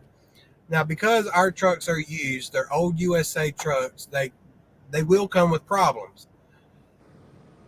ProLease has an agreement with USA for either 30 days or 90 days. I keep hearing 90 days.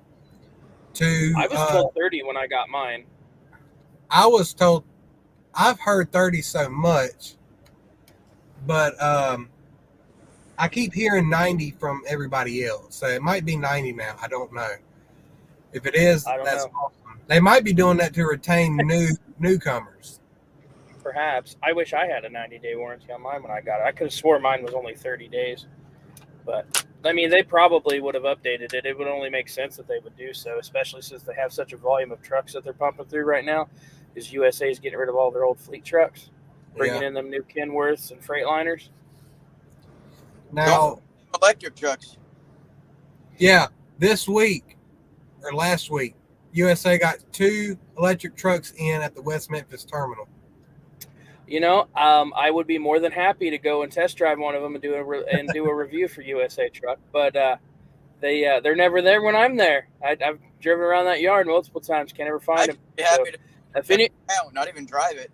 Yeah, if anyone legit has a connection inside of USA who's watching this, I will be more than happy to give y'all a review on whatever Tesla or whatever electric truck you just bought was. I think they got the Nikola trucks.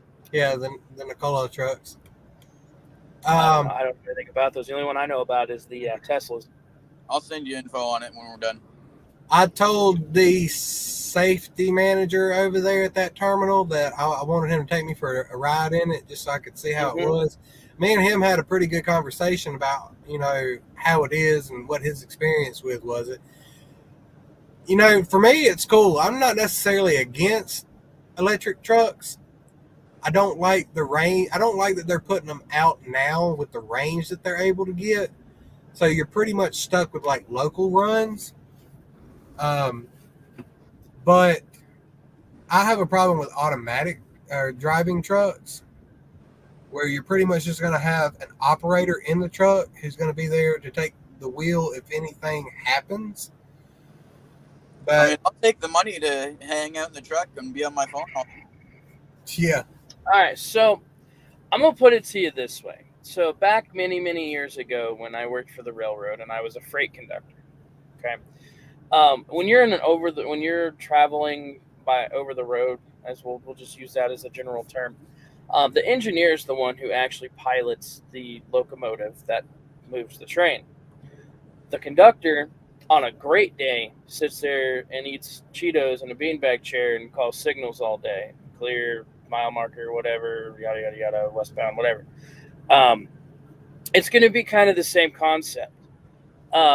Yes, that job is technically like no longer needed because there's better ways to do it, and they have autonomous trains that can just pilot themselves now. But we still have engineers and conductors on the trains that are there in case something goes awry. I don't think there's not ever actually going to be a way to get rid of us. It's just going to make our job a lot simpler and a lot more boring. Isn't there a kill switch in the train? Like, if you don't do something for a certain amount of time, it kind of shuts itself off? I don't have the liberty to discuss those things. I know what you're talking about there, Hunter. I watched a documentary about trains. I love trains. About stuff. God, are you a foamer? What is that? You're a foamer. Only what foamers know they're foamers. Foamers are the people who are the train fanatics that chase the trains around, and they go from railroad crossing to railroad crossing, taking pictures of us or them. I'm not one of them anymore. I wouldn't say that I'm that obsessed with them. My enthusiasm comes from the old steam engines. Yep. Okay, I'll give you that one. That's a different ballgame, so yeah, that's fine. But to get back to what I was saying earlier is that when I picked this truck up, I was crossing my fingers that it was going to be either a Tip City or a Waxahachie pickup. But they called me and said that the truck is ready for pickup here in not Tip City, West Memphis. So I get to West Memphis. I go through the orientation process. They would not give me the keys until I finished orientation. And sleeper berth. What? Nothing. I got put myself back in the sleeper berth because I was not in the sleeper berth. I've been waiting on them to do this road call. So I could go to my truck and look at it, but I couldn't turn it on. I couldn't go through the operating process. Oh, God, bleach water? You can do better than that, Hunter. Come on. That kind of sucked for me to be there that long and not have any real access to the truck. So after orientation was done, and this is why I wish they would have given me the keys earlier, because my contract is through ProLease, not USA. I had quite a few problems with this truck from the get-go. The driver's side wiper arm was loose. I thought it was stripped. And told him, hey. Come with a pole? Huh? Did it come with a pole? No. It was a stripper. Was it a zombie stripper? So anyway. Y'all remember that movie? Yeah. That movie's so stupid. Well, what is it? Zombie stripper? Called Zombie Strippers. No, Me and my wife were just talking about that movie the other day. I didn't watch it. You need to watch it. It's funny. Apparently. Anyway, but yeah, like what you're saying with the whole ProLease thing, like with how they withheld your truck from you. I mean, that's strange. Because when I went and picked mine up, I picked mine up in Waxahachie, and then I fueled it up on my own dime and took it to Tip City. So, West Memphis, which is where I did my orientation. And as soon as I got there, when I picked mine up from Waxahachie, I had a speed sensor that was bad, which was causing the cruise control to ride funny. I was missing a couple letters on the stuff that needed to be put on the side. Couple odds and end things, ended up having a whole new set of drives put on it, a whole some work done on the APU and all of that. And then after that, I was ready to go. But they took care of the majority of that while I was at orientation. So, you see, for me, I went and picked mine up in Green Bay and drove it down to the city for it. Yeah, shush. You don't have a dog in this fight, Mr. Volva. Excuse you? So the driver's side wiper arm was loose. I thought it was stripped, so I had them fix that. The issue was fine. The passenger side worked until yesterday when I was driving through the rain, and the passenger side screwed up. So the wiper arm was messed up. I've had a coolant leak for the past week. I went through 4 gallons of coolant. That was a problem. I don't remember what else was wrong with the truck, other than the fact that it also pulled to the right, but I did not. It's always best to pull right, never pull left. Yeah, and it's like hard right. So the truck needs an alignment. I'm still waiting to hear from somebody about getting that fixed. Hang on just a second. That is not a Dodge Journey. Anyway. Oh yeah, you ordered your Ramburger. They still ain't there. I done had a tire ripped off, changed. I've been sitting here for 6 hours, and you're still waiting on a Ramburger? What's wrong with you? You can do better.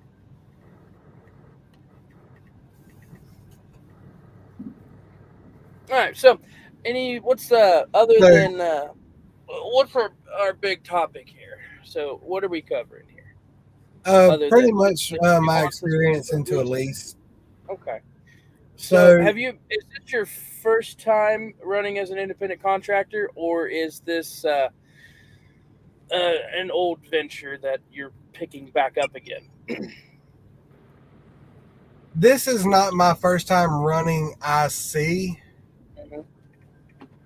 Hang on just a second. Well, we're waiting on you, and you're getting your food. Hunter, how much does is this program here at USA, with our truck being independent of the carrier, compared to being leased on at Hirschbach, where they had their hands in everything? Night and day, dude. Oh my God, it's so much nicer. And I'll let y'all take control here for a minute while I go get this food. Make sure to give them the tip. Just that kind of tip, yeah. Brandon. Y'all shut up and keep it PG on my channel. Y'all do it to me. But anyway, so what's the big differences between, say, just obviously everybody knows about Hirschbach, but so how was it there versus here? We want. We don't have to tell them anything. I mean, it's a nice thing to give them a heads up, but I mean, we can get fuel wherever we want because we're paying for our own fuel. I mean, I got a friend over at Hirschbach right now. He's got to go get fuel wherever they tell him to still. Mm-hmm. And it's just the peace of mind knowing that if something goes bad here, you can take your truck somewhere else. I got you. By the way, I kind of outed myself earlier when you were gone. Oh, hold on a minute. My stuff's all being stupid here. 1 second. Trying to make, okay. All right, one more time. Sorry about that. I kind of outed myself earlier about that while you were gone. Oh, what'd you do? Brandon asked me my how it's been here since I've been an IC driver, and I was like, well, since I'm taking off soon. Well, that happened. I wasn't too bad about it. I mean, all I said was for somebody with a payment like what you and Brandon have. Hold on, wait, Brandon. Hold on. Whoa. Bring that cup back across. Hold on. Is that Did I see a Starbucks lady on that or no? Does it say Wendy's? Okay, it's a redhead. We're good. It ain't. I don't drink that crap. Just remember, her milkshake brings all the boys to the yard. I mean, they do. I will go to Wendy's yard anytime for a milkshake. I'm gonna have to send you that meme now. It's okay. I wouldn't call you that much of a nasty. Anyway. So yeah, back to the question that you had asked me. It's not really my first time driving independent, but the other times they weren't like legit independent positions. They were running 1099 as an employee. And when I was at King Cargo, it was their truck, but I was still technically a 1099 employee. But yeah. So this is my first time in a lease. Ding, Fraser done. It's not Burger King. Stop it. I did that earlier. You're a little late to that ball game. But anyway, Mr. I rhyme with Shtick here wants to know where you're going there, Mr. Hunter. Or are you not ready to divulge that information? You only got a week. Just do it. I will give you a hint. I'll give you the first part of their name. Cloud.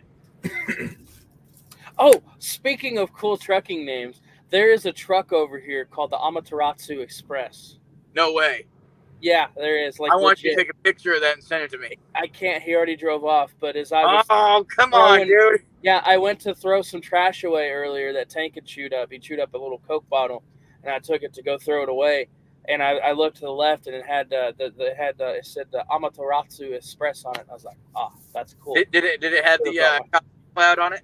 No, it did not. It was it was for what Did it the at least actual Amaterasu. Sharingan or the Uchiha No, crest? it wasn't Naruto related. It was the actual Amaterasu, but it's called. I have no idea what the actual Amaterasu is, but okay.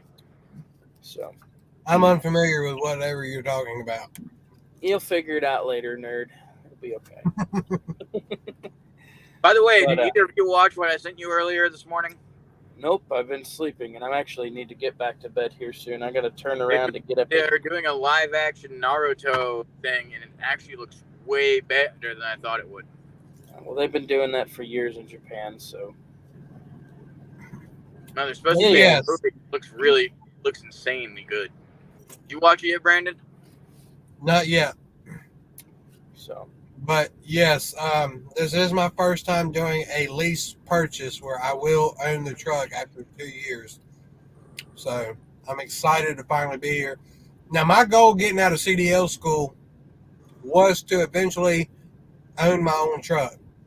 Right. And there's some people that are very successful with going into CDL school and coming out and buying a truck and doing their own thing.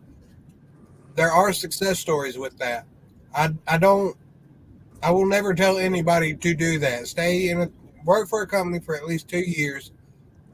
Get your feet wet. Understand, the ins and outs of trucking. And then do what? And then reevaluate what you want to do at that point. Yeah, definitely reevaluate it. And if you're dead set on owning a truck, if you're in a position where you don't have a lot of bills and you can save money, save that money. Use it as a down payment. Or buy an old truck, get it looked at. Find somebody that you trust to look at that truck. I didn't think that it would take 6 years for me to get in this position, but I have tried other places to get into a lease purchase. And before I signed the dotted line, it was there was red flags all over the place. Mm-hmm. And just like you said, like with Prime, Hirschbach, or Pam, or any of those places, it's their truck till you pay it off, and they got their hands in it while you're there. If anybody wants to do lease purchase, I would suggest going through USA because they use third party. So you really step away. You really step away from the company as itself. I think I just had a mini stroke, guys. That looked a little painful over there. Oh yeah, I felt like Nixon there. Yeah. Attaboy. I didn't think your face would go any redder than it already was, but wow. Oh yeah. So painful. I'm gonna ask both y'all this, Joe first. What are your plans once you pay off your truck? Get another one. Get rid of this one. Get another one with an EPU, so I don't have to work on the EPU. Another used or new one? Probably another used one. Will you go through ProLease to get it, or will you find a used one somewhere? Most definitely, I'll go through Charlie again. Absolutely. Me and him have we might have some communication issues from time to time, or we might, butt heads. You mean what are you talking about? But we get along, at least I feel. I don't know how things on his side, but from my perspective, he's a really good business partner, and the equipment, it fits what my needs are, and they let me work on it. So, and that's my biggest criteria is if I'm paying for it, I want to do the majority of the work minus something like this where I'm absent of all of my shop, That's my big thing. Whereas, like, there's some places, you got warranty stuff and this, that, and the other. I hate paying people to do things that I know how to do. Absolutely drives me nuts. You know how to change tires. Yeah, I know how to change the tires. It's not hard. You just paid somebody to do it. I'm on the road, You dude. didn't have a tire. I didn't have the tire. I don't have my tire or my tire bars. I don't have my 30-ton jack. I don't have my 20-ton jack stands. I don't have my 1-inch impact gun. We're or gonna my see 1-inch how's sockets. Light up again. So, Are you just looking to stay a one truck operation? I haven't decided yet. I'm gonna see how this whole thing goes for the next couple of years. I've been tossing around the idea of getting my own authority, but I don't think I'm ready for that yet. And depending on how that goes, if I do decide to get my own authority, it would be probably at least 2 to 5 years after getting my own authority before contemplating bringing anyone on. Would I bring on W-2 employees? Probably not. Just for the sake of, that's just not my business model. I'm set up to run as independent contractors and owner operators. But in the near future, anytime bring on an employee, probably not. Well, you should just follow the law anyway and not take taxes out on your employees. Yeah, but there's a whole legal dispute on that one. I'm not really wanting to get. There is no legal dispute. There is just ignorance of the minds. I have read the law. Legal counsel for it. Well, listen, until they abolish the Internal Revenue Service, there's nothing we can do. I'm not even waiting. So do you want me to answer the same questions? Yeah, I was just about to ask you, what is your plans after you buy your truck? I'm going to save up the money that I use to pay the truck for about 3 to 4 years the most, and then I'm going to buy a house. Then we'll go from there as to whether or not I expand my trucking operation. At some point, I've thought of possibly getting my own authority and hiring 1099 employees or whatever, but that's far down the road at this point for me to really elaborate on. Your situation. Everybody in the comments, drop a comment and let us know what your future aspirations are and whether you're going to end up having employees or contractors or what your plans are. You got to engage with your audience, guys. Come on. I'd be very curious to know what the people in the audience have to say about that as well. Iron with Stick asked me a minute ago where I was at. I mean, I feel like they're just going to talk smack to you for sitting there feeding your face on a live stream, you rude little kid. You. Hey, I haven't ate all day. It's my channel. I'll do what I want to, and everybody else gets my ass. Oh, yeah. And I told Joe this, and I'm going to tell you this. Be careful you say that to. You might find somebody who doesn't. What, find somebody that kisses my ass? Yeah. Might not be somebody you want to either. That's only if I spread my butt cheeks and let them. That's why they call you the butterfly. Nobody calls me that. They are now. No, shut up, Joe. Clap. Come on now. All right, Mr. Chocolate Starfish.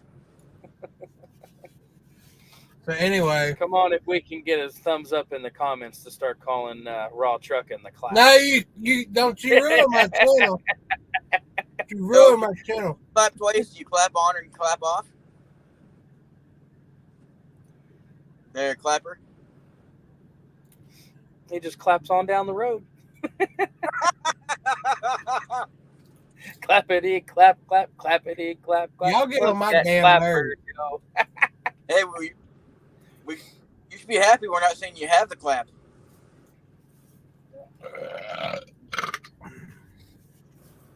There you go. You just lost half your audience for that one. Not to hey, this is called Raw Trucking because it's real as it gets, okay?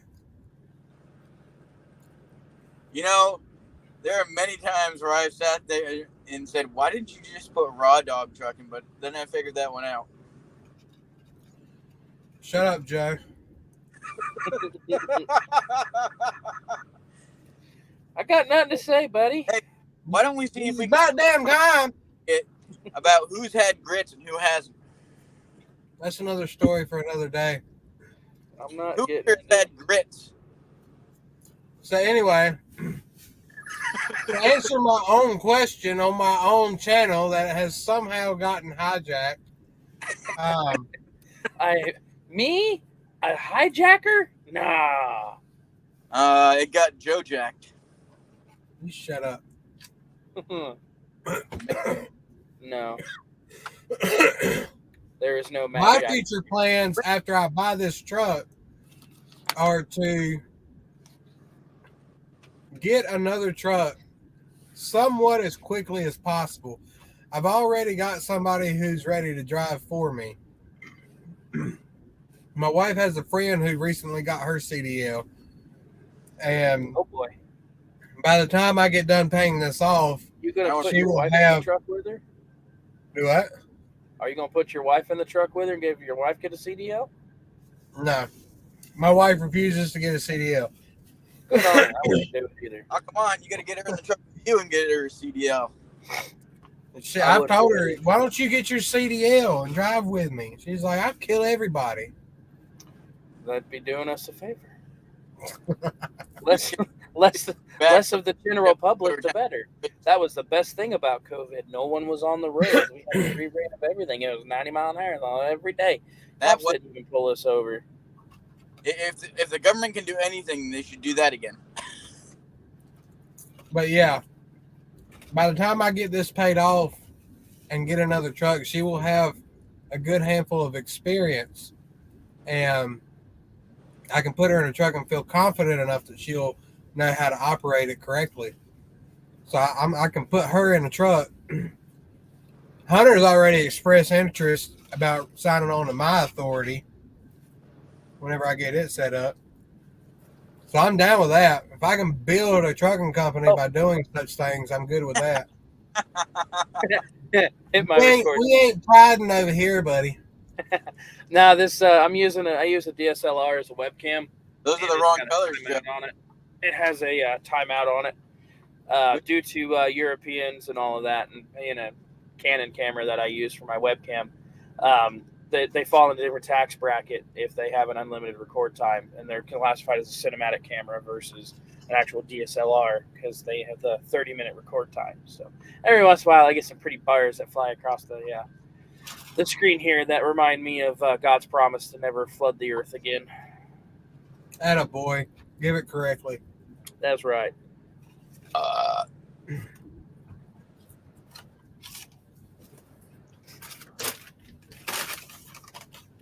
So Damn, did you get enough? Yeah. to eat? I mean, I got it with hamburger and French fries, but there's still some French fries in the bag. they sent him extra because he gave her the tip. He gave her a tip. Well, But- you sure liked your tip there, Brandon. Hey, But yeah, those are pretty much my goals right now. There's a guy on YouTube. His channel is called Life is Good. And he was a Landstar driver. He ended up quitting Landstar and started his own trucking company. And all he does is hire on other owner-operators.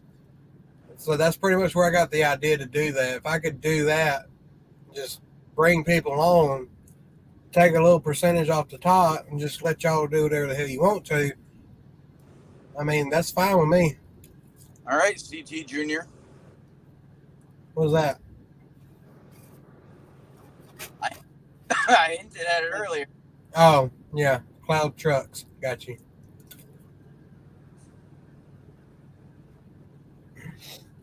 You've done a lot of research into Cloud Trucks. What do you really like the most about them? I like the fact that they've got this really cool thing called a load scheduler. Basically, you type in where you are, where you want to end, or you can leave it open, and you type in what kind of loads you want to haul, power only, van, speaking of whatever. And you can type in how much you want to make, and what your expenses are. And on a little bar graph, it'll show your expenses. It'll show what you want to make, and it will show what you're actually making. I like that idea. Literally just runs through the load boards, picks loads for you. You can edit whatever it picks when it's done, but I mean, it's guesswork out of it, you know? And that's one of the hardest things in this industry is all the guesswork along with it. But how do you know that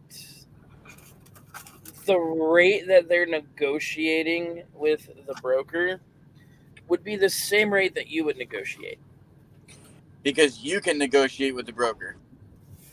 Right. Okay.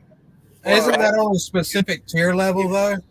If you use that thing, doesn't that have them negotiate the load for you? If I understand correctly, You can or allow am I them misunderstanding to do that, what you're saying? you can do that.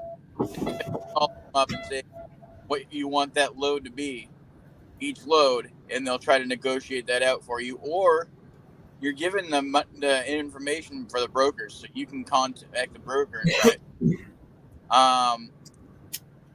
Also, the cool thing is that underneath your load profile for each load, they upload the rate con. So you can see the rate con for every single load on the app. Well, that's pretty cool. They don't want to hide anything from you. Yeah. Well, that's good. Plus, because, I mean, most companies don't do that. Oh, yeah. Or at least most companies that do that will give you a false rate con sheet. I mean, if you want to call and verify it with the broker, you can. Like I said, they give you the information for each broker.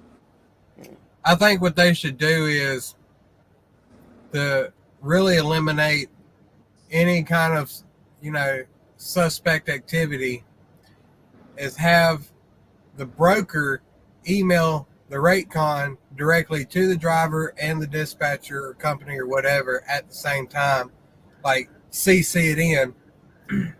But you could contact the broker and have the broker verify what they upload.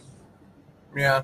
I mean, if you got the ability to do that also, then that's good. I like to do that just so that they're not lying to you. I knew it. What? Because I lit another one up. He did. I just got done eating, so that's why I lit up another one. How about I don't smoke, so smoking's bad. You used to. I'm working on it. Hypocrite, you used to. That doesn't make me a hypocrite. It's the truth. I don't smoke now. Doesn't make me a hypocrite. I said that when I got this truck, I would quit smoking. And that lasted just a couple of days because of all. Because you're weak. No. Weak. This is like the 12th time I've quit. Weak. Shut up, Joe. Weak-willed wussbag. Do better. All the problems that I was having trying to get the truck. You know, if Brandon had the There you same go. story you did, he would have told it by now. It's mind over matter. What'd you say, Hunter? If Brandon had the same Earl story you did, he would have told it by now. I have reasons to not tell that story. I have a lot of. Nobody's business. I chew gum when I try and quit smoking, and it helps. But Sunflower seeds. It works better. sunflower seeds are good too. The seed bread anymore. Do what, Hunter? Ask Joe about his seed bread experiment. Seed bread. His stomach did not agree with the seed bread. Yeah. I think I've heard that story before. Yeah. His version of a cleanse. Yeah. Too much fiber in your diet's not good. But anyway, I'm gonna have to hop off everything. here. I've got to be up in like 6 hours to go back to work. Oh, you're not So- calling me in 6 hours. I will be calling you at midnight to wake you up. both You of you. try. Do not disturb activates at midnight. All right, y'all. Well, have a good one. Thanks for having me on. I'm gonna hop off here. All right, Yeah, later, yeah. bud. I'll holler at you later. Joe. Yeah, I think we pretty much covered everything on my return back to YouTube and what all is going on in my life today. So, God, we've already been on for 2 hours. I think that'll do it. As far as that goes, I got a few phone calls that I got to make. But, yeah. Hunter, I'll holler at you later, bud. All right. All right, well, stay safe out there, and we'll holler at you later. All right. Don't have too much fun playing the yard rat. Yeah, I'll do my best. See you, bud. Yeah. But yeah, everybody, that concludes my first ever live stream and my return back to YouTube. I will do my best to try and keep you more updated on what is new in my life now that we are finally on the road to me becoming a full-fledged owner-operator. So with that, guys, those of you that joined me today, I do appreciate it. Keep your eyes open for more videos. I promise I will keep you more updated on what's going on now that we are on track. So with that, everybody have a great rest of your day. Let's get the week going, and I'll catch you next time. Y'all be safe out there and be good. Later.